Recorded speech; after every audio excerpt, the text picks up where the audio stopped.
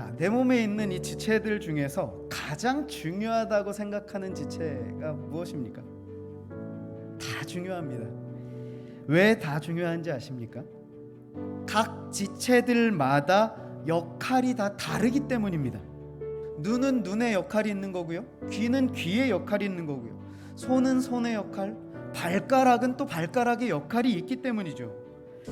모두가 다 중요한 것이 맞는데 그 이유는 모두가 제각각의 역할이 있기 때문이고, 나아가서 더 중요한 사실은요, 그 지체들이 이 한 몸에 붙어서 나라고 하는 존재를 형성하고 있기 때문에 다 중요하다라는 것이죠.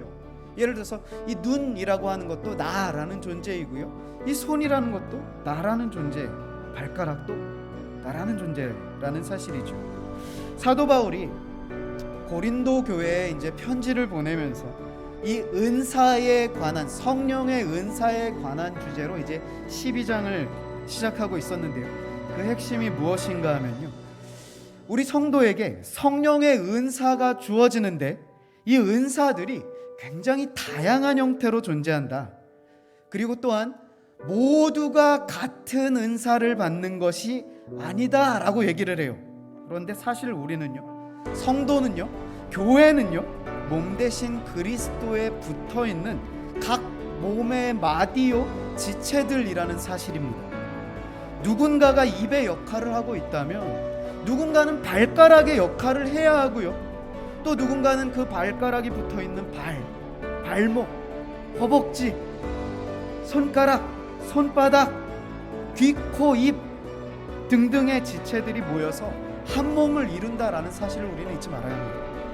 저는 이것을 그래서 이렇게 정리해서 표현하고 싶어요. 성도의 다양성을 통해서 그리스도의 통일성을 이룬다. 다양성과 통일성이 존재한다라는 것인데요, 교회에 보시면요, 수많은 유형의 사람들이 존재하지요. 그래서 이 관계들 속에서 겪는 아픔과 슬픔과 어려움들이 분명 존재하는 곳이 교회이지요. 그래서 이런저런 이유로 성도님들은요, 지치신 거예요. 다양성을 경시하는 경우를 보게 됩니다. 이 관계 속에서 아픔이 크신 경험이 있으신 분들은요, 그래서 교회에 비슷한 사람들끼리 좀 모여서 이렇게 공동체 생활을 했으면 좋겠다라고 하소연하시는 것도 듣기도 합니다. 그런데 저는요, 오히려 이 다양하다는 것이 그 교회가 훨씬 더 건강하다는 것이고 발전 가능성이 큰 공동체라고 생각을 합니다. 저는요, 그래서 다양성을요 굉장히 중요하게 여기면서도 반깁니다. 마음 같아서는 다 말없이 조용하고 순종적인 성도님들만 모이면 좋을 것 같죠? 절대로 아닙니다. 교회는요, 다양하면 다양할수록 더 비상할 추진력을 바로 거기서 얻는다라고 저는 확신합니다. 그런데 이것은요, 저의 주장이 아니고 오늘 본문에서 바울 사도가 이 고린도 교회 성도들에게 전해주고 있는 메시지입니다. 12절에 보시면요, 몸은 하나인데 많은 지체가 있다라고 하죠. 그러면서 이어지는 하반절의 구절을 한번 보세요. 몸의 지체가 많으나 한 몸임과 같다라고 합니다. 몸과 지체가 서로 하나인 유기적인 관계라는 것을 얘기하는 것이죠. 몸 따로, 손 따로, 팔 따로, 눈 따로, 이 따로따로가 아니라 이 모든 것이 다 붙어서 한 몸을 이루고 있다라는 것을 얘기합니다. 특히나 10절에 보시면 어떤 은사들이 있는지 예로 이렇게 쭉 들고 있는데요, 병고침의 은사, 능력 행함의 은사, 예언, 영분별, 방언, 통역 등등의 수많은 은사들이 있는데 이 은사들도 마찬가지라는 것입니다. 이 은사들이요, 제각각 방언 따로, 영분별 따로, 능력 행함 따로, 방언 통역 따로, 예언의 은사 따로가 아니라 이 각각의 은사들이 다 한 몸에 붙어서 하나를 이루어가는 것, 이것이 건강한 것을 얘기하는 것이죠. 우리 교회에도 각기 받은 은사가 다 다른 분들이 모여 계시죠. 그 각각의 은사들이 모여서요, 그리스도를 머리로 모시는 우리 양해문 교회를 이루어가는 것이지, 나는 이런 은사가 있어, 내 은사가 더 우월해, 자랑하기 위한 수단이 아니라는 것을 우리는 반드시 기억해야 합니다. 그런데 12장 11절 보시면 바울 사도는요, 이렇게 기록하고 있어요. 이 모든 일은 같은 한 성령으로 행하사, 여기서 이 모든 일이라는 것은요, 각 사람에게 은사를 주신 그 일을 가리킵니다. 이 모든 일은 같은 한 성령이 행하사 그의 뜻대로, 성령 하나님의 뜻대로 각 사람에게 맞게 나누어 주신 것이다. 은사를 주시는 결정권이요, 성령 하나님께 있다는 것입니다.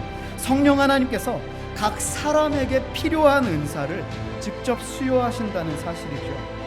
나보다 나를 더 잘 아시는 하나님께서, 주님께서 내가 이 교회를, 공동체를 이루어가는 일에 가장 합당하고 필요한 은사를 개개인마다 직접 필요한 마땅한 것을 허락하시고 주신다라는 사실입니다.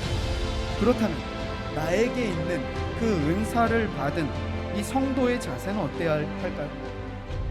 이 은사가 나에게 있음을 자랑할 것이 아니라 그것을 주신 성령 하나님의 뜻과 계획을 우리가 깨닫고 한 몸을 이룬 다른 지체들과 연합해서 내가 이 은사를 활용해서 어떻게 하면 주님의 몸 되신 이 교회를 세워갈 수 있을까 고민하면서 나 자신을 주님 앞에 드려야 한다는 것이죠.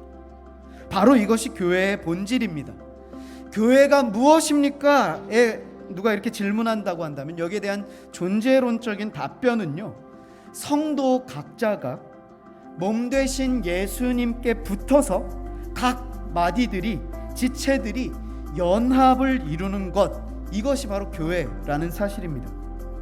그래서 각 교회는요, 이 은사가 다양할수록 더 건강하고 튼튼한 몸을 세워갈 수 있다는 이유인 것입니다.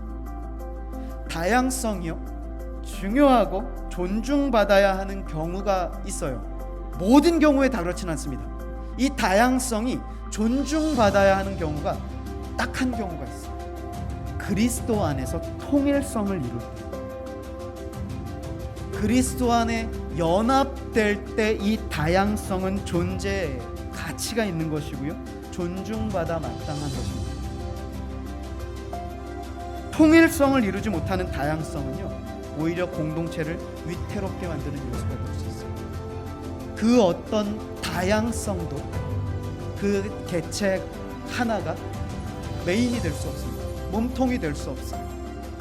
이 정도로 우리 각자는요, 개개인은요, 그렇게 큰 의미가 있는 존재는 아닙니다. 그런데요, 그리스도께 붙어 있을 때 우리 각 존재는 굉장히 가치 있는 존재가 되어지는 것이죠. 그렇다면 마지막으로 그리스도께 붙어 있다는 것은 뭐고 어떻게 해야 하는가? 저는 이것을 갈라디아서 2장 20절에서 그 힌트를 찾고 싶습니다. 내가 그리스도와 함께 십자가에 못 박혔나니